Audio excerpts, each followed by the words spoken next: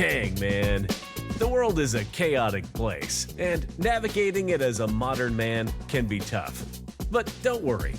The Hart brothers are here to tackle masculinity one topic at a time to help out men just like you. So here we go, bros. This is Dang Man. All right, hey, bros. We're back with the second half of our two-part series on Stoicism. Last episode, we tackled some of the positive aspects of Stoicism, and for the most part, felt pretty good about what we learned along the way. But the unease I felt walking into that first episode is what I'm expecting to come right back as we delve into this episode, where we'll talk about the negative aspects of Stoicism. So as we dig into this, I think the main thing to think about is that awful trash holes will always break things, but it's complicated. So get ready to have complicated feelings about the topic, but more importantly, that the world as a whole is a complicated mess. If you all have been following us this long, you know that masculinity has followed a similarly complicated journey. So buckle up, bros. Will we talk about crusty, ancient misogyny today? Maybe. Will we talk about homonyms? Yes, sir, we will. Will the rolling tragedy of the manosphere come back to haunt us? You bet your ass it will. So here we go, bros. This is Dang Man. I'm Mike. I'm James. And I'm Tim. So I think the biggest question I have right now after this last week is, how did you dodge surgery, Mike? So That's what. Don't say it. That's how I'm gonna Right? knock on wood. I am the only one who has not been pierced by the surgeon's blade this week. Oh yeah. Well, be grateful. So yeah, I was showing James earlier on my folks who can't see this, but I got my big rig on right now. Like, so my shoulder is strapped in, and James was curious about, I got a little holster for a stress ball, so I can sit there. It's got like a quick release stress ball, so I can squish it, and then What? it's not really concealed carry, but it is carry. I get to carry my stress balls. Regular open carry.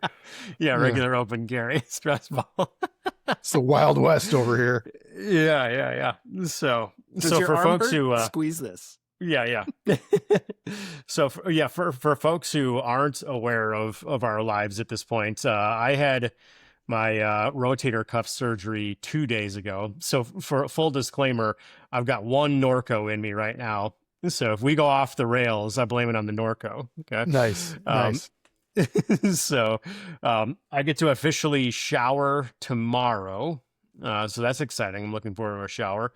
And I get my I think I'm super glued together. I don't think I have steri strips. I think I got super glue this time, but they get to take my my dressing off tomorrow to see how it looks underneath there. So, but James, Nice. I've heard, how many holes did you have poked in your guts? Well, I ended up with 5. Whoa. Nice. Yeah. So I went in last Thursday for some belly pain. Ended up, my appendix decided to rupture. I don't recommend that to anybody. Thought I went early enough. It clearly, it wasn't quite early enough. So, according to the surgeon, it was a mess in there. Yeah. So that landed me, a nice, I think it was 3 or 4 nights in the hospital. Jeez. Again, don't recommend it at all. Yeah. So I'm on the mend. I'm getting better every day. Cool. Cool. Yeah. From what I hear, abdominal surgery is different than shoulder surgery, because if I remember correctly, so Shannon had her not her appendix, but her gallbladder removed like 2-3 years ago or something like that. And if I remember correctly, they have to blow you up like a balloon. Is that right, James?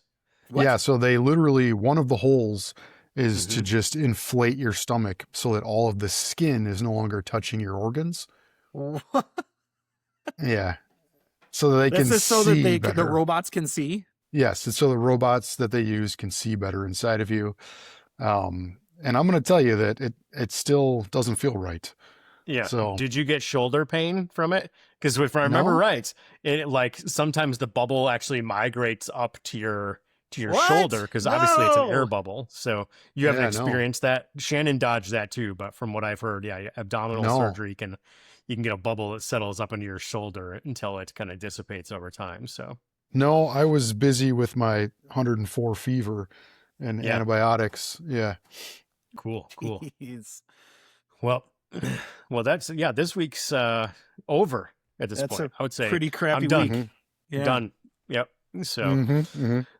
now, do you have to do like physical therapy or anything, James, afterwards, or are you good? No, You're just a couple more follow-ups with the surgical team, and then I'm hopefully good. and you're clear. Okay. Yeah. Yeah, I've got so my procedure, they basically anchor. They're not really screws. They're like an anchor into your bones. They had to drill a couple holes into my bone, and then use this type of like I don't think it's a wire, but some type of tissue adjacent thread to basically like stitch my tendon back to my bone. And then while they were in there, they're like, "Oh, you got some threads that are kind of, it's gonna turn into arthritis. So we're gonna clean all that up for you. Oh, and by the way, we also found a tear in your bicep." So we went ahead and fixed that for you. So I guess they warned me about that. I guess a bunch of people tear this, like, it's pretty common that you tear this like top upper part of your biceps, and then you don't feel it until like really late in life. So they're like, "Yeah, if we find it in there, we're gonna fix it for you since we're already poking around." So I was like, "Heck yeah, do the works, man. Do the works." Yeah. Do you get that for free, or like you have to pay extra for that? No, stuff that's a find? premium upgrade right there, Mike. I mean, sure. yeah, Oh, yeah, I feel like yeah. the mechanic, he's got to clear the work, before he does it. He's got to make sure I can afford it. Yeah. Like, Yeah, Well, that's crazy. I mean, yeah, so we'll see what the afford it looks like, and when I get the bill, I'm sure. So yeah. but yeah, then I got was it not next week? The week after I start physical therapy. So, but until then, I'm in a sling for about a month. So yeah, knock on all the wood, Mike. So you got no surgery. Have you ever had surgery? I've had my wisdom teeth out. Oh, yeah, well that doesn't count. That's outside your mouth. So okay. That's it though. Mm-hmm. Okay. All right. Well, yeah, we're going to put officially a close to this week, and we're going to move on. And we're going to move on to some internet bullshit here. That's while I'm pulling it up here, I'm curious, Mike. You shared this internet bullshit with us, Yeah. and Oh, decided that this was worthy of Yeah. what is. So walk me through, like, what happened. You were at the dentist office? Is that right? Actually, speaking of doctors, I was at Mhm. the dentist this week having, actually, I just had a checkup, but, yeah, I was at the dentist and there was a dad with his kid and, he had, I don't know which shirt it was. This is like an apparel company, but, it was this one with the skull. And I was like, what does that one with the skull say? It was like really obnoxious. And I was looking at it and I was like, this has a skull on it and a Bible verse. And does it say Yeah. something about like God break the teeth of the wicked? Yes, break the teeth of the wicked. Arise, Lord, deliver me, my God. Strike all my enemies on the jaw. Dang. So I had to send it to Tim and James. about That's awesome. internet bullshit. Yeah, I guess this is in real life bullshit too, since I saw this shirt in real life, but yeah. I but was it is, offended. yes, and as you should have been, So, all right. So, yeah, for folks who want the lowdown here, this is the apparel brand 12 Legions. It is what I'll call like aggressive Christianity apparel, Yeah. something Yeah. like that, right? This one is literally called the hardest verse in Psalms. Yes. Mm-mm. I just don't get the like. It's like praying is feminine and like Jesus telling you to turn the other cheek. Oh, that's wimpy and feminine, but crush the teeth of my enemies like that turns me on to that's manly Christianity or now, huh? Yes. Like This is, like I said, aggressive version of Christianity. So it's, you can buy all sorts of different apparel from them. There's hoodies and t-shirts. You can buy flags. and stickers and stuff like that. But they're all the same. I don't know, like 8 different designs here. And so when I started digging through this, what I thought was interesting was there's a range. Okay, so there's the Psalms for the hardest Psalm. There was Psalm 3:7, I guess. I don't know which translation of the Bible that is, but and then there's like overtly Crusader-esque. So Isaiah 6:8 is the book, chapter, and verse there. So I was like, what is this stuff? So I actually looked up what is the reference to the 12 legions. I was wondering about that. Now I'm not above using Gemini here, Google's AI, to kind of summarize this for me. But so here it says 12 legions of angels is a phrase spoken by Jesus in Matthew 26:53 to describe the immense heavenly force he could have summoned to prevent his arrest. So they just missed the point. They just missed it. It's so close. Yes. Yeah. So close. Yeah. So basically it was like Jesus could have summoned, what do they say? A legion. They did the math. Basically a legion is about 6,000 people. So Jesus could have summoned 72,000 warrior angels to prevent his arrest by Pontius Pilate. If you remember your religion, your New Testament of the Bible. But he chose not to. So yeah, instead he sacrificed himself like a man. Yes, yeah. So yeah, this whole brand is based off this verse in the New Testament that is talking about how he didn't choose violence, and but every single thing here is about violence. So yeah, I'll give you a kind of a brief description here. So there's an angel stepping on a dude. That's Saint Michael, I guess, stomping this dude out, curb stomping him. Broken the skull with the broken jaw. There's this Crusader guy here. And for the record, I'm pretty sure we all collectively agreed maybe, I don't know, 100 years ago that the Crusades probably weren't the greatest thing that happened. Right. Well, and that always drives me nuts too, because we still have like half of all, independent private Christian schools are named like the Crusaders. Yes. Yeah. My wife's public school, she teaches even public schools is the Crusaders. No yes. way. And I was like, I'm pretty sure you guys should change that. Yeah. Yeah, they should get on and that. it's funny because there are like her community is very much not Christian. Also, like a lot of kids from like India or the Middle East come to her school, and I'm like, this is awful, guys. Like, you guys need to change this. So, I like this shirt is called the Samson Strength Club. Let's see what it says here. Judges 4:6. The Spirit of the Lord came powerfully upon him so that he tore the lion apart with his bare hands as he might have torn a young goat. Oh, man. The strongest man to ever walk the earth. Oh, Samson. Oh, geez. What parables you gave us. Oh, my God. But yeah, this is so problematic, in my opinion, because, I mean, obviously we're living through a very, conservative, ultra conservative time frame where there's a lot of influence of this stuff. But like at the end of the day, like this is just calling for overt. If you don't like Jesus or you don't like my God or my religion, I will just break your jaw. Is what this is saying. Yep. Like, yeah. I mean, that's the imagery of all this, like the Roman crosses and the knights, like. It is. It's all very much, this is our team and we're going to smash your jaw if you're not on our team. Yeah. Yeah. So I did look into, so they have this, you can go onto our mission page, and outside of the 12 Legions mission is twofold. It says, first is create the hardest Christian apparel on the planet. Well, of course. And second, have an incredibly powerful impact on building the kingdom while doing so. So they started off as like donating profits to like to nonprofits organization Feed by Starving Children.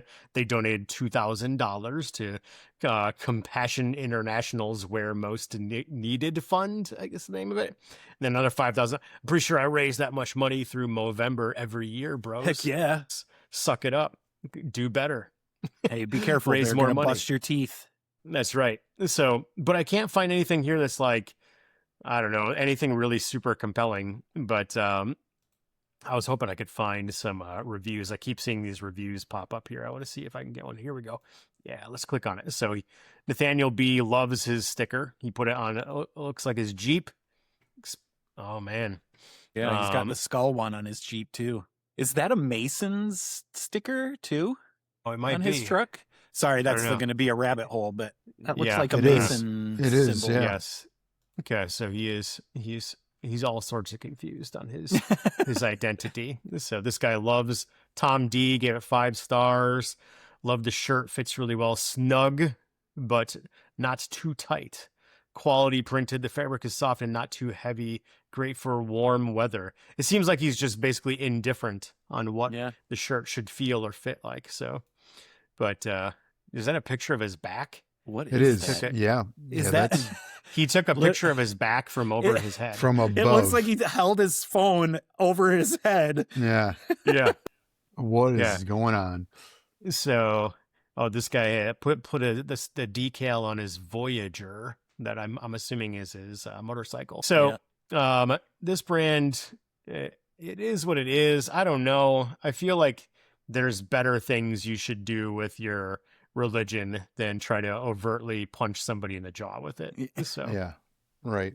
So 12 Legions out of, where is it from? From Austin, Texas. Austin's a pretty chill town, I feel like.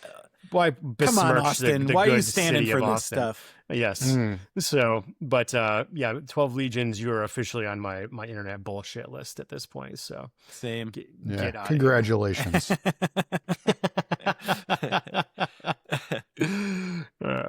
All right. So, well, that was a fun little tangent there. So, all right, let's get back into this. So let's take a trip down memory road here. Okay. It's only been a couple weeks, although it's been a fraught couple of weeks here. I don't know how much I remember, but the highlights from last episode. So the teachings of the Stoics talked about this analytical approach to how an action or observation turns into an emotion, but it's up to us to determine how we react to that emotion. Okay, the things that are in our control are our judgments, and that's all. That's about it. That's about all we can actually control from their perspective. While we may have influence over things that are out of our control, we are not in complete control of those. They are inherently just outside of our control.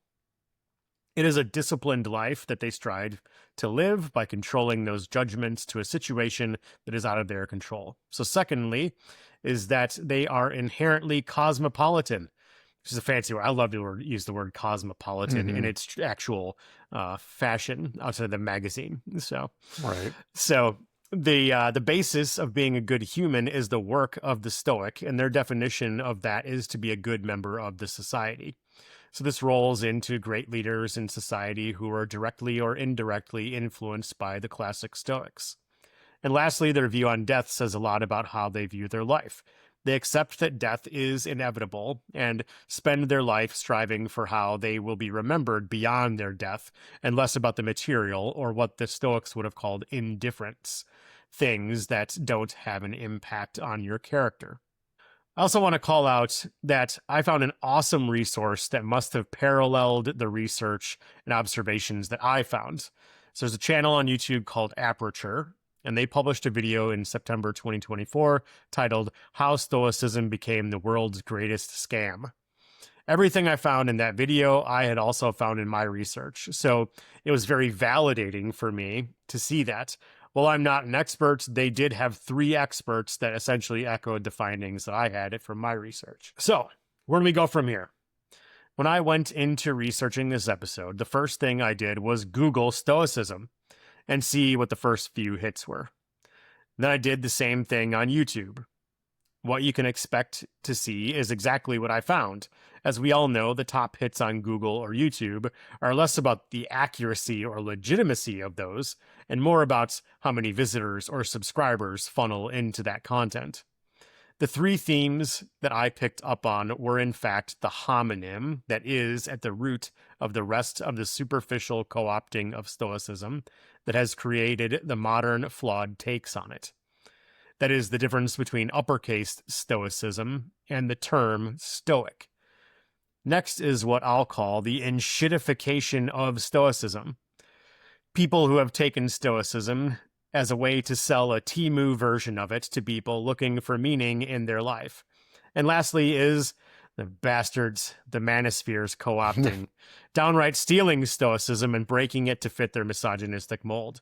The term coined by the folks over from that Aperture video was called broicism. Nice. Trash. Right. So, yeah, essentially it is trash. So before I dig into this completely, I do want to touch on two things to keep in mind when it comes to my overall analysis for this. First is that the classical Stoics lived 2,000 years or more ago and can come off as bigoted people because the world was not an inclusive place at the time. In fact, if you remember, I mentioned last time that Musonius Rufus, one of the Stoics that I read, was seen as radical for claiming that women and kids should be taught Stoicism because they were human, after all, and could benefit from it also. But at the same time, he also argued against things like birth control or abortion because he felt it was better to surround yourself with family who will follow you to the end of the world versus friends who may ultimately not and just bail on you. So there should always be a critical lens that you view the classic Stoics through. Like I've mentioned in the past, look at the principle of what is being said, not necessarily the rule or parameters they operate within that they are arguing. And sometimes they are just outright wrong. The second thing is that I've seen arguments that researching Stoicism is technically free, so therefore any money spent on it is somehow sacrilegious. Kind of like those t-shirts just a minute ago. So now you can find free versions of most of the works of the great Stoics. Just go find them. They're in PDFs all over the place. However, just like how you wouldn't pick a free version of, let's say, a therapist, or that the surgeon who was cutting into me the other day didn't just fumble their way through med school using WebMD as their guidance, right? I do highly recommend guidance from a qualified coach or mentor.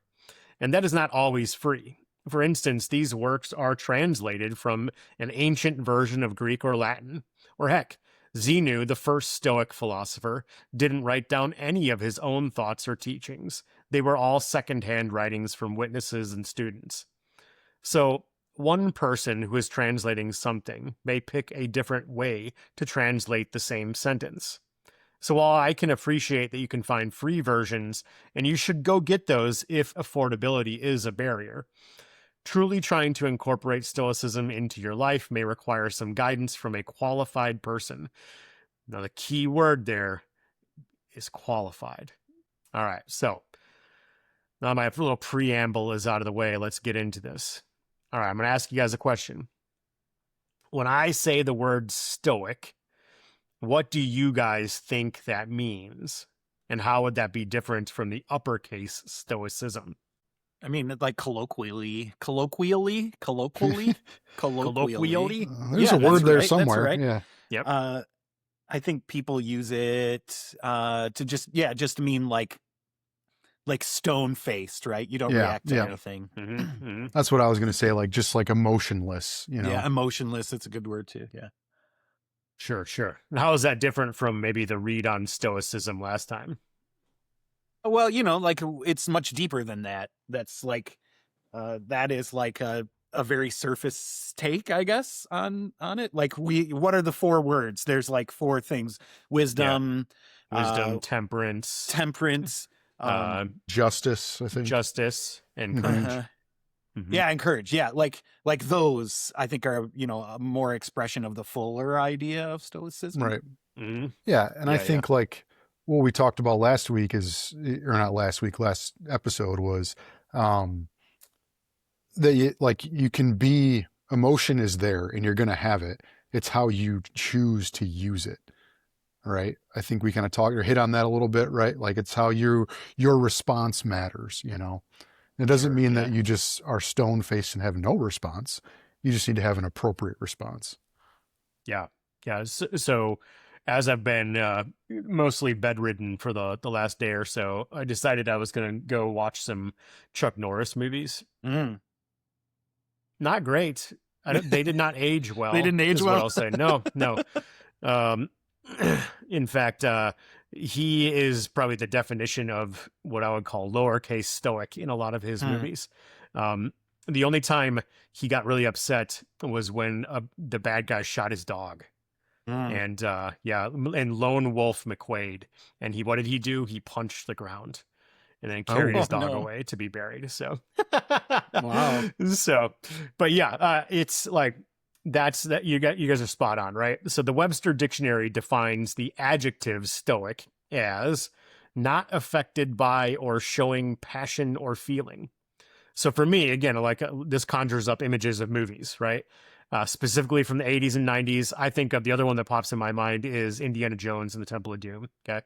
So I don't even remember Indiana Jones and the Temple of Doom, but Indiana Jones is going to rescue all the kids from the mines. Okay. Mm-hmm.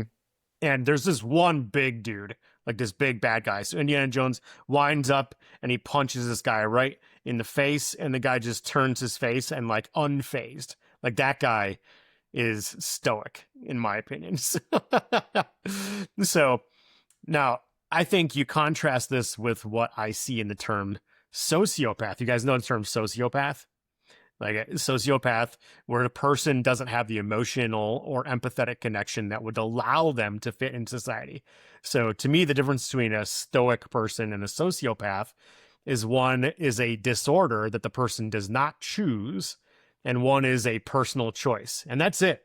Like that was very like enlightening for me, where it's like they're trying to accomplish the same thing, but one person is essentially doing it through choice. So when a man chooses to be stoic to an extreme level, repressing emotions, they are, like Bell Hooks describes like this. She says, the first act of violence that patriarchy demands of males is not violence towards women. Instead, patriarchy demands of all males that they engage in acts of psychic self-mutilation, that they kill off the emotional parts of themselves. If an individual is not successful in emotionally crippling himself, he can count on patriarchal men to enact rituals of power that will assault his self-esteem. So, spot on, Bell Hooks. Always spot on. Again. While I do believe that being stoic does stem from the Stoics' belief that your emotions should be regulated in a response to an observation, like we talked about last episode, that does not mean a lack of emotion, but that the emotion that results in a reaction is logically regulated. You can see how the English language has created this problem. Those dang homonyms. All of the modern sources on Stoicism, at least the reputable ones, literally start off by discussing this. So every single book I read that's summarized or video or anything started off by being like, now we don't mean Stoic. There's lowercase Stoic and uppercase Stoicism. Don't confuse the two. So it's really wild how widely that needs to be called out. Like you said, multiple sources were saying it was making something this distinction. Yeah. That they all felt so compelled to address right out of the gates because of that misinterpretation. So the Stoics kind of bucket what we see as emotions into natural responses to stimuli, and those that result in what Seneca describes as temporary madness. Okay, so there are bad emotions and there's good emotions. The bad ones are what he would call temporary madness, right? If you get punched in the face, you're probably going to go mad for a second, right? Versus I see something beautiful and I start to tear up, right, because of its beauty. So Sure. So the difference between how rational the feeling is and how it supports a virtuous life is kind of the root of it all. So in Lessons in Stoicism that I referred to last time by John Sellers, he describes it like this. According to the Stoics, a parent's love for their child is not an irrational emotion best avoided. Instead, it is a more or less universal natural instinct. We are by nature inclined to care for ourselves, pursue those things we need to live, and avoid those things that might harm us, all for the sake of self-preservation. That instinct for self-preservation soon extends to those close to us, first to our close family members, but ideally to all other people. So remember, the whole reason a person practicing Stoicism tries to live a virtuous life is in order to be a good member of society. So it's less about the repression of all feelings and more about the regulation of how feelings turn into a response. Like we said last time, this belief is what eventually led Dr. Aaron T. Beck to develop CBT, or cognitive behavioral therapy, as a method for people to reflect on how their mind interprets situations into an outcome and how past experiences apply filters or assumptions to that situation, resulting in a behavioral outcome that may be harmful to a person's well-being. So let's dig into this for a minute. So in your guys' opinion, how did we get here where the lowercase stoic has been misapplied? Any thoughts there? I think that people do this like all over the place. When you were just reading that, Tim, my mind, I remembered a book that I read called Thinking Fast and Thinking Slow by Daniel Kahneman. And the whole book is basically, there's lots of great research and stuff in there, but the whole book, that his premise is basically that, the way humans have evolved to think about things, like he I guess describes this pattern of how when we receive information as humans, like we have two different systems within our brain to evaluate that information. And so when new information hits us, like the first part of our brain is this fast thinking, responsive part of our brain that has to like quickly take in information and then like make a judgment call on that information. Sure. But thinking slow is this second portion of our thinking processes, where that information has time to kind of sit and be maybe compared with other information that we've received in the past, or like we actually sit and think about that information. And then we later on more slowly make this like this slow thinking allows us maybe to come to different conclusions than we came to. Yeah. And I think that people do this all over the place.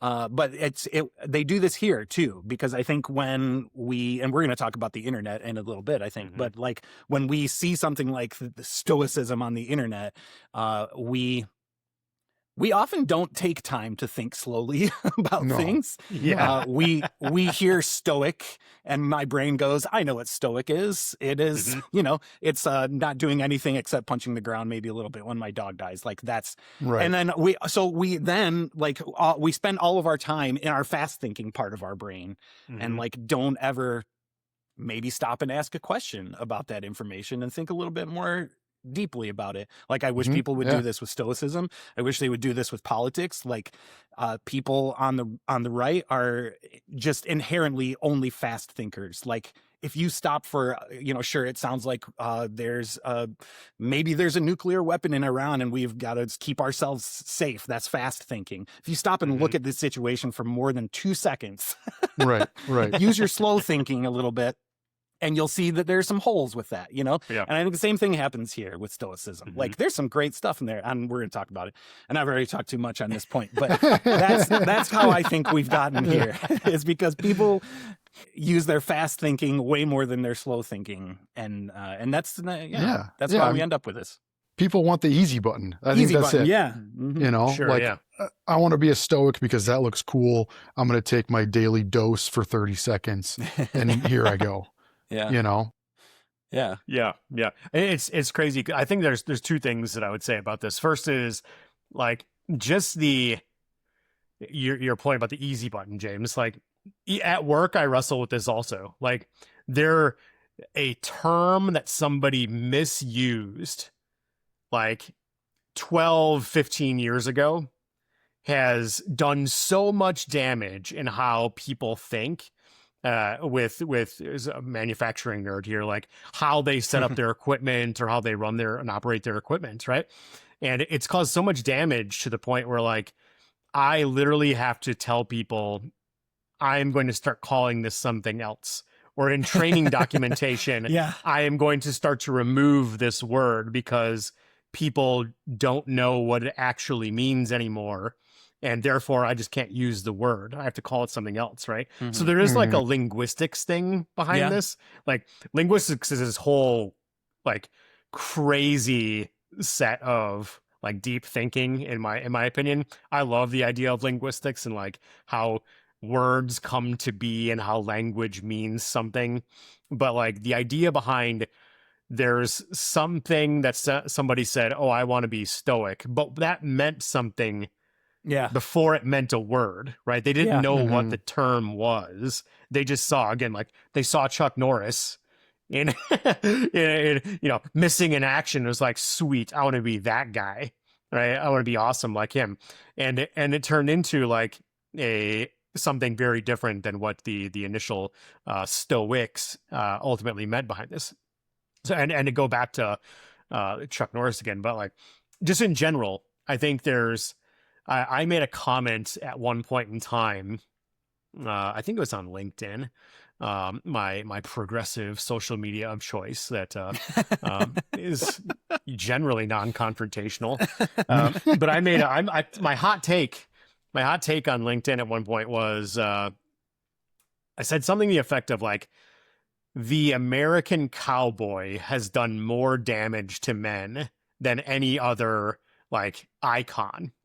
And like I think of like when you think of like the Lone Ranger, right, out there like, roughing up bad guys, and then what does he do? He just goes and sits by the campfire, and like, every cowboy ever has been a stoic of some kind. Very rarely do you find, maybe more modern takes would be more connected emotionally, but the idea of just iconography of America and the idea of what's like it means to be a man in that iconography is exactly what kind of like Bell Hooks is saying, where it's like all very much patriarchal, and that means that the lowercase stoic is idolized almost. Like it's like we've always idolized the stoic man. So and definitely like put it as a core like masculine value trait. Absolutely. Like, I mean, I don't know of any like stoic women, right? Right. Like I can't think or of at any. least that's not a right. And or if you can think of one, it's not like that's not like a core value of women. Yeah. Right. Yeah. And I like it all boils down to the same thing. Like in my opinion, this is my interpretation of it. Like when we all had kids, right? And the kids like go off, right? Something upsets them and they just go off the rails. And we're like we don't want to be that child, right? Like behaving not like a child means you've grown up and can regulate your emotions. But the Cowboys took it too far. Sorry, guys. So nobody liked that post, by the way, for the record on LinkedIn. Nobody liked my anti-Cowboys post. So not that I have a problem with Cowboys. Tim. I know. Like I said, I've been reading Lonesome Dove still, so still enjoying it. So, but be more emotional in your life, Cowboys. So, all right, so let's keep on going here. Isn't there a Willie Nelson song about that? Yeah, man, the whole. Well, I mean, there's lots of Willie Nelson songs out there about Blue Cowboys. Eyes Crying in the Rain and stuff like that. Willie Nelson's my jam. Yeah. Redheaded Stranger. So. Actually, All right. there's some good Willie Nelson Cowboy songs. Yeah. Yeah. I think there's like specifically about cowboys should be more emotional. Yeah, that's one of his new ones. Yeah, new album about the gay cowboys. Yeah, about the gay cowboys. Oh, okay, all right. Yeah, there it wearing is. chaps. Yes, yeah. And I don't remember the name of the song. I can't remember it either. What the heck? Yeah. Let's get his permission to play that on here. Yeah. I don't think Spotify. I'll call him later. So, yeah. All right. Well, this, this good segue. We talked about James. You mentioned the easy button. So This is where I'm going to talk about the term enshittification of Stoicism. When I said the term enshittification, what does that mean to you guys? You guys know what I mean by that? It's like, When you smear shit on things. Yeah. That's what comes to mind. I mean, Turned into trash. yes, exactly. That's what it means. Yeah, somebody takes something that probably was useful and turns it into trash. So, all right, I'm gonna name some people here, and for the record, I don't have a problem with this individual, okay? But they keep coming up. And so this is where I want to call out the first hit on both my Google and YouTube search, and that is the Daily Stoic run by Ryan Holiday. So James, you mentioned Ryan Holiday last time. Yeah. I'm gonna preface this with, I don't have a personal problem with Ryan Holiday. I think he's a fantastic individual. I think he is trying to make a living out of this stuff, and it is what it is, for better or worse. So, Ryan, if you're hearing me, keep doing what you're doing. So because I do have like complicated feelings about what he is doing with it, because he does really, like, I listened to a couple of his books. He really does know his stuff. And he's trying to do his best to like integrate or help other people integrate Stoicism into their lives. So now he does portray a healthy version of Stoicism, but again, if you're trying to make this bite size for people, it does not encompass what it needs to encompass. Okay. So this is where things start to fall apart with the Daily Stoic, is that you ultimately can't make living a virtuous life into bite-sized topics. So again, to be clear, Ryan Holiday is also not just the only person who is doing this. You find 10-minute self-help videos from other Stoicism influencers that use AI-generated marble figures. They're cut as hell. These guys are ripped, man. Not like the real Stoics who like were malnourished and right, were balding most of the time. So nope, they were not like those real Stoics. So they ultimately try to give you what I will call a hallmark version of Stoicism. So I'll pull the top 5 videos from the Daily Stoics YouTube channel, and I'll use those to kind of illustrate my point. So, okay, here's the titles of the top 5 from the Daily Stoics channel. So the first one is 9 Stoic Rules for a Better Life from Marcus Aurelius. The next one is Marcus Aurelius's Advice for Better Days. Third video, 12 Stoic Questions that will change your life. There's 8 Stoic don'ts for a better life. And last, have better days with Marcus Aurelius's daily routine. Ryan Holiday on practicing Stoicism. I love these crappy YouTube titles. So, I mean, ultimately, this is where this list completely falls apart for me, and I think would fall apart for the Stoics in general, is that they would ultimately never reduce their philosophy down to this level, right? Their way of living can't be consolidated into a list of 8 facts or 9 rules or 12 questions, right? I personally don't have a problem with a short form video that speaks to quotes from Marcus Aurelius, or someone like Ryan Holiday or others sharing his morning routine. That's all fine with me. But the majority of media covering Stoicism online is seen as like this checklist format. Like if you just do these things, you too can be a Stoic. So what this more than likely inadvertently does to Stoicism is turns it into something that is easy to digest but flies in the face of Stoicism. Ryan Holiday's best-selling book, The Obstacle is the Way, okay, remember that title, literally reinforces how simplicity, being spoon-fed philosophy, is the opposite of how Stoicism should be incorporated into someone's life, right? It literally is like, this should be hard is the name of the title of the book, ultimately, right? So here's what I mean. There's a quote from Musonius Rufus's teaching titled On Training. He says, virtue, he said, is not simply theoretical knowledge, but it is the practical application as well, just like the arts of medicine and music. So What do you guys think he is saying with that little quote there? And why is this a good argument against the easy to digest Hallmark gift book approach on how Stoicism is being spread online? I mean, I think you could say this about anything.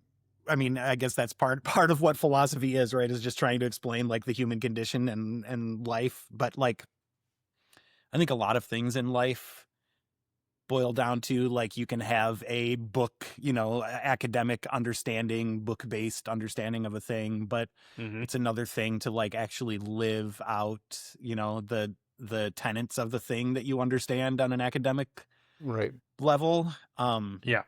And I don't know, I don't fault Ryan too much here. Like this is just the way the internet is. Yeah. And I can't fault a guy for like trying to make a buck on a thing that he cares about, and obviously is really intelligent. And has, like you said, he's done his homework. But yeah, I think that's the part that I don't know how you would, I guess, teach that. Right? You can't teach where the rubber meets the road. Like people have to actually have real experiences. So I guess maybe more encouragement of that, of like more examples of how to actually do this would be helpful. Maybe, I don't know. Right. Yeah. Yeah, I think, just to break down that quote a little bit right there from On Training, in where he says like, but as the practical application as well, just like the arts of medicine and music, right? So medicine and music, to be a doctor and be a good doctor is not easy. And it takes a lot of practice. You're constantly educating yourself for more than 30 seconds a day, right? Like, and the same to a musician. If you're a really good musician, I mean, Mike, you guys know your whole family's musicians, and how much do you guys practice? It's endless, and it's something you have to apply every single day of your life. Yeah. It's not supposed to be easy, I guess, but it's supposed to be intentional. Yeah. 100%. I agree with that. So that's because that's where I specialize in at work, right? Is like our learning and development function all reports through me. And what I've had to teach people, and where I think this kind of falls apart, is people who try to teach other adults things usually write long form as a way to like regurgitate the things that they know, right? But at the end of the day, very few people actually can take that, interpret it, and then apply the thing. So this is where, like, again, I'm a little bit iffy on some of those, like the top 5 videos. Like, there's a difference between I'm just going to tell you the list of things, or I'm going to say, here, practice this one thing. And if you continue to practice that, that is living a Stoic's life, right? Like, oftentimes you'll see people refer to like Marcus Aurelius and journaling. Like I've tried journaling. I can't get into it. But like the idea of sitting there and reflecting on the day is a good thing, right? But taking that, it's not attractive to people to be like, here, get a journal. Like, that's not new, right? That's not new or something that's like novel in a way that's going to be like, oh, there's the missing piece, right? And the attention span, like you were saying, Mike, of people in the modern society, like need something sprinkled on, or to find the missing puzzle piece in their life that they've been, yearning for. But it does take intent and practice to do this stuff. And it's unfortunate that like that these bite-sized pieces, I think, feed the lowercase Stoic narrative more than proper Stoicism. I mean, Ryan Holiday's maybe an exception there in that he's presenting real great information, but still, even the medium itself. What was it? Neil Postman. The medium is the message. That's an old book too. I need to return to. But even just that medium, right, kind of feeds that fast thinking part of your mind. Kind of feeds the lowercase s Stoic narrative more than the healthier one.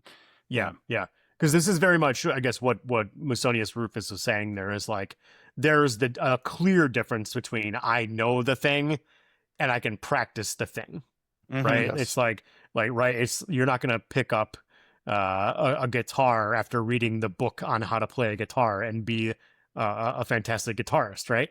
Like Right. it takes, you have to develop the muscle memory and the calluses on your fingers in the right location to actually be able to do it. And that's the thing where when people do a poor, in my opinion, when people do a poor job, and again, I think maybe Ryan Holiday does this to a certain extent, but others do not, where it's just, they try to impart the knowledge without actually helping you develop the actual skill. And that's a very clear distinction that I think is what has led to what I'll call the enshittification of Stoicism. So Yeah. okay, I'm gonna keep on going here now. Again, I'm gonna reiterate, like, the topics that Ryan Holiday is sharing aren't bad in any way, and his books I actually found very factual and full of good teachings and context for those teachings set in a modern life.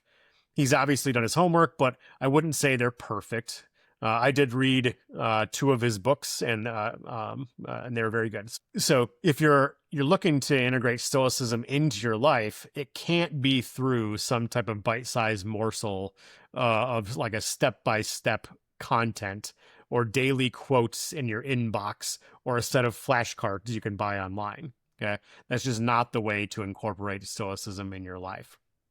Okay, so there is also a world of Stoicism online through things like courses and coaches out there. And these things are a tragedy all unto themselves. So the video I mentioned earlier from the Aperture channel on YouTube has some excellent examples of their employees trying out different ways of getting into Stoicism.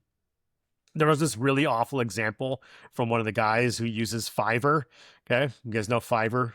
It's where you can pay someone a couple bucks for some service, like make me a logo or something like that. Yeah, so he used that to pay for Stoicism coaching. What could go wrong, right? It's got to be perfect. Okay, so Give me my $5 Stoicism lesson. Oh my God. This is what he said as he finished his call with his Stoicism coach. So he says, when we think of Broicism and what Stoicism has become, I think this dude is a pretty good representative of it in a way. Just the examples he used were bizarre. Like, it was always violence against you, violence against women. As someone who doesn't have a ton of knowledge in it, this kind of made me want to stay away from it. Because I'm like, if this is the community potentially, if this is the people running courses, then why would I want to do this? Yeah, I think overall that call was just not successful. I had to pay $30 for it. Oh, man. Oh my God. So what do you guys take away from that? Well, I mean, bravo for reading that for one. Yeah. I would feel similarly, my good dude at Aperture. If that were my introduction, it sounds like. Well, yeah, you it got is what you funny. paid The for. video, yeah, the video does have I think it's 3 or 4 people that try these different things out. I think one person had something that actually went somewhat successfully, but yeah, this was probably the worst case scenario where they actually show clips of the call and stuff like that, and it's Really? it is pretty miserable. This guy. So. All right. He sounds like he probably wears one of those 12 angels, 12 legions yeah, shirts. he does. He's going to bust your jaw because of the Lord. Because stoic. Sorry. That's what Marcus Aurelius would have done. Okay, so the last area I want to dig into. Okay. Take a deep breath. Like the guy who just paid $30 for a Stoicism coach called it, has been the term they coined Broicism. So here we go again, guys. The damn manosphere rears its ugly head and takes a complicated topic to manipulate it into a confirmation-biased hellscape of shallow ignorance. Okay. Can't stand these oily flex bros. If I go back to one of the most defining characteristics of how the manosphere operates, it's the constant one-upsmanship where elements of the manosphere are in constant pissing match to see who is the most extreme version of disordered masculinity. Stoicism, or Broicism, is one of those examples. Damn it. So, the manosphere has specifically adopted Marcus Aurelius as their Stoic icon, and it's pretty simple to see why. He was the Stoic emperor. often portrayed as the Roman legionnaire with rippling muscles and a broccoli haircut. Everything a looks maxer could dream of. He's God. like clavicular come to life again, right? Is he like over there with his piece of wood or bone, like smoothing his gua cheeks? sha? He's micro breaking his Micro jaw, so breaking? he can- Yeah. yeah. Oh my God. That's so stoic of him. Oh man, yeah. So last time I checked, clavicular was so stoic that he overdosed on his live stream. So whoopsie. So I shouldn't make fun of people who are having a hard time in their lives. They're just trying to make a buck. But dude, come on. Find another way. Yeah. So, okay. Anyways, get back on track here. Just like most of the things that they've adopted, it's a really superficial interpretation or just complete disregard for the original material that has spun into this creation. They are the people who have adopted the lowercase stoic versus the uppercase stoicism, or use them interchangeably. In fact, one of the reasons that locked in the need for us to cover this series was a flood of advertisements I saw online that promoted Stoicism as a class that could do things like, quote, take dad from rage and anger to calm and peaceful. This was originally going to be an internet bullshit I wanted to go into, but My it was God. just too big of a topic and so blatant in its corruption. So prior to this series, what was your experience with Stoicism? Did it kind of like pop into your life through these like bite-sized Instagram ads and stuff like that? Yeah, it popped up here and there, and it was like you said earlier, right? It's like the bust of Marcus Aurelius, and there's a thunderstorm in the background with like Yeah, eagles raging flying seas. over. Yeah, and it's just like you need stoicism in daily chunks every day. Like it's just that kind of advertisement. Yeah. Yeah. Yes, I have too. I don't know why. Like, probably a month or two ago, I started seeing a ton of these, and actually, the Daily Stoic was one of them that I've kind of enjoyed. I've kind of enjoyed along the way, but they're not all. They're not all that quality. Other than that, like, no, I didn't. I don't think I've thought of Stoicism since probably, like, I'm sure I talked about it in college when I had to take philosophy classes, but other than that, no, it hasn't. It's just becoming this cultural moment, right? Yeah. It's either there's a lot of interest in it or people are selling it a lot. Right. Right. It's like supplements, right? It's yeah. like- Yeah. It's same. Yeah. Mm-hmm. Yeah. So I found this guy named is Massimo Pigliucci. Okay. So he did an interview. He's did a number of interviews. He was actually in that Aperture video also, but he did an interview with a channel called The Big Think. So Massimo Pigliucci, he's like a Renaissance man. Okay. He is a philosopher, a biologist, and an author of the book, How to Be a Stoic. So, dude, how do you have time for that? For the record, like, I can barely do a job and a podcast. So, but anyways, his book, How to Be a Stoic, and in the interview with The Big Think, he describes that the tipping point for how Stoicism has turned into Broicism is based on the simplification of Stoicism. Quote, he says that Stoicism is good only as a remedy towards setbacks and challenges. Okay, which is not what it should be done. Like we just talked about, the thought that Stoicism is a self-help book versus a way of looking at or living your life. So Pigliucci says, it's just as useful in good times as in bad times. It's just that people tend to reach for it when they're in distress, and then they become sort of a little bit relaxed, probably inappropriately relaxed, I should say, when it comes to the good times. So when you contrast this with the manosphere, nobody in that ecosystem is thinking about the cosmopolitan nature of their decisions throughout their day, but instead pulling out some Marcus Aurelius quote to pummel some lesser bro over the head with and shame them for having a moment of feeling. You can't practice stoicism only when it's convenient. So Pigliucci later says, certain kinds of young men who are attracted to what they think of as stoicism because it validates their notion that a good person, a strong person, particularly a strong man, is somebody who is silent, who controls their emotions, and so on and so forth. But that's stoicism with the little s. Now, we already talked about how easily confused people can be between these two concepts, but if the work has not been put in, if the interpretation is superficial, it can be misconstrued and lead to a confirmation biased application, which is what we are seeing from the manosphere.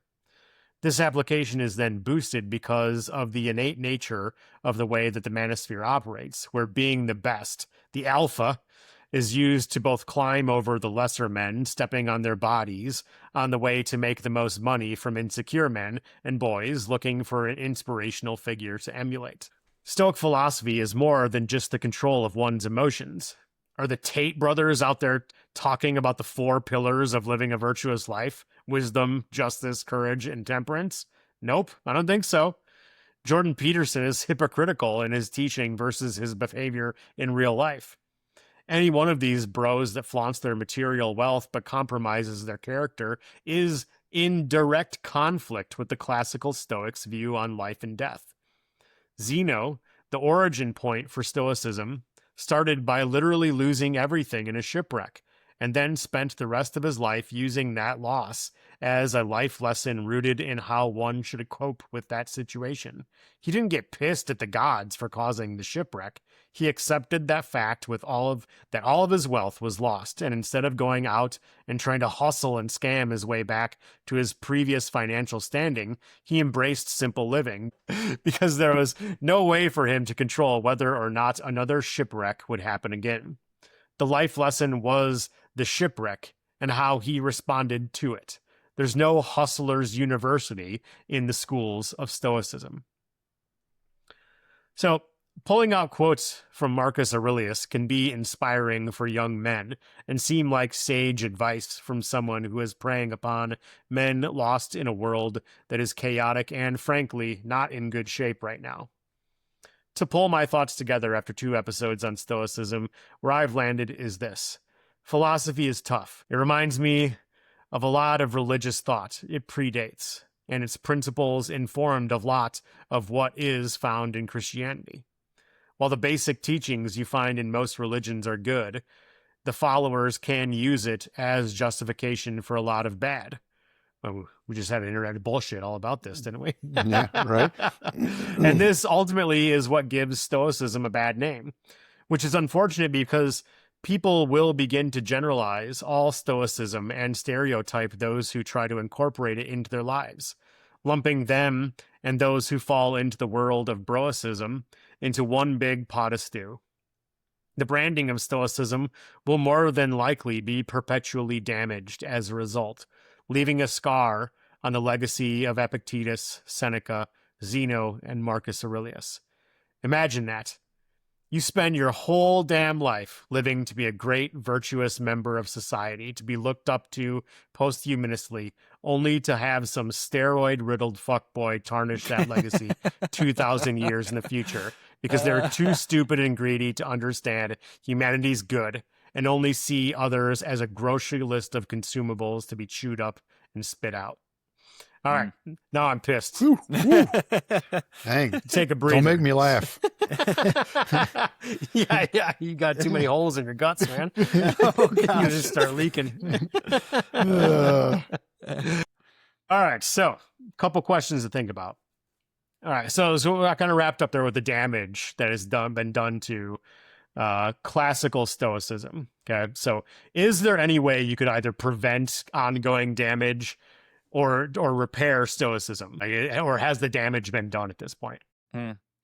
I know. I hope, and I take comfort in the hope that things like the manosphere are going to be a fleeting cultural moment, and that I hope things that have stood the test of time, like Stoicism and Marcus Aurelius and Seneca, aren't going to be harmed by the ramblings of misguided boys at the start of the 21st century. We'll see. Time will tell. But I that's my current hope, is that like these little boys misunderstand this, and it's not going to actually hurt. I guess, the idea of stoicism. Now, is it going to do damage to society? Absolutely. Yeah, it already is. Yeah. Yeah. Yeah, I likened it in the outline here to like the thin blue line flags, right? Where like if I rewinded, I don't know, 20 years ago, if they existed back then, they probably meant something very different than when I look at the thin blue line flag nowadays, right? Like that's the type of thing where somebody co-opted something and used it to basically its detriment, right? So that's what I see kind of playing out here with stoicism right now. Now, is there a, 20, 50 years in the future, is there some type of, it fell out of favor and then it comes back in a more educated and intentional way? That I don't know. So, yeah. Reminded me of another good song, John Prine, "Your flag decal won't get you into heaven anymore." Have you heard that? That's right. Talking about thin blue line. That's along the same lines of a co-opted symbol.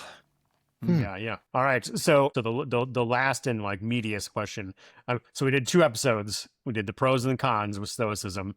So where did you guys land with stoicism in the end?